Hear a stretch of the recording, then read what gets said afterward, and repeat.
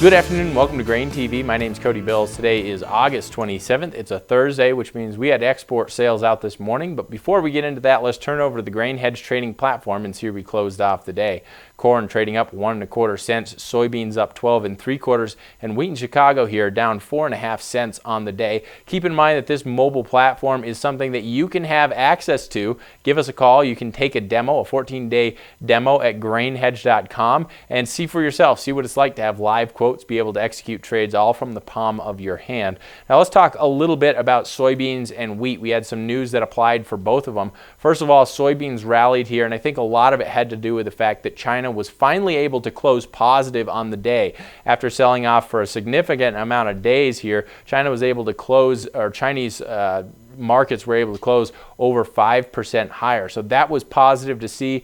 The fact that they were able to turn around, at least for the day, that took the foot off of the selling pressure here, allowing soybeans to kind of rebound a little from the selling we've seen. We also had positive news out of the U.S. We had GDP higher than expected, announced at 3.7% annual rate. That's up from 2.3% last month. So that was very positive. We also had unemployment coming better than expected. Unemployment claims slipped 6,000 to a seasonally adjusted 271,000 for the week ending August 22nd. So positive U.S. news that allowed the U.S. dollar to rally here, but it also was just in general positive, kind of helping the grains move higher. Now, unfortunately, wheat was not able to participate in the gains that we saw today. There's two reasons. First of all, the International Grains Council raised their global wheat production by 10 million metric tons to 720,000 or 720 million metric tons. They basically cited an improved condition out of Russia. So expecting to see higher production out of Russia, causing overall estimates here of global wheat production to increase, and that put some pressure on wheat here today.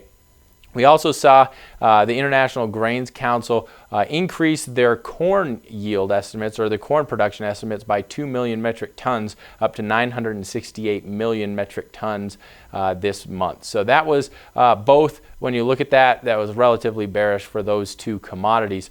Also, Egypt's gas, they issued a tender on Wednesday. Today they announced that they purchased about 60,000 metric tons of Russian wheat for $180.47 per ton FOB. So all that doesn't seem to bode very well for wheat. Higher production, and Egypt purchasing Russian wheat, which continues to be very competitive relative to U.S. wheat on the global market. Let's talk a little bit about export sales here this morning. We had export sales. Old crop sales for corn and soybeans were abysmal. We had cancellations of 131,000 metric tons. Soybeans, 131,000 metric tons also canceled. And then wheat here, they came in on the high side, actually beating analyst expectations with 572,000 metric tons sold. That was up 60% from last week. Now, new crop, totally different story. We had very strong new crop sales. We had 986,000 metric tons sold.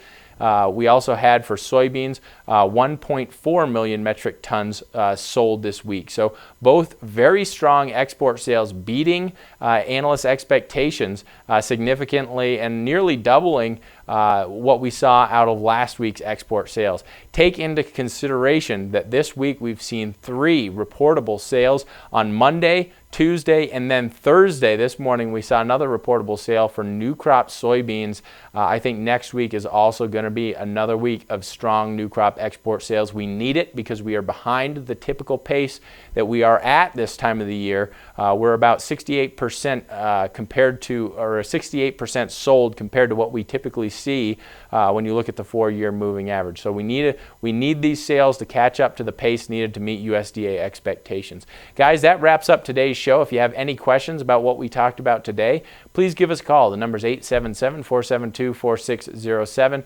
And remember, if you haven't done so already, take a demo of that trial, see what it's like to have that platform on your desktop, have that platform on your phone, and be able to call in and talk to a broker about your own marketing strategy. Thanks a lot for tuning in. We'll see you here Friday for the weekly wrap-up.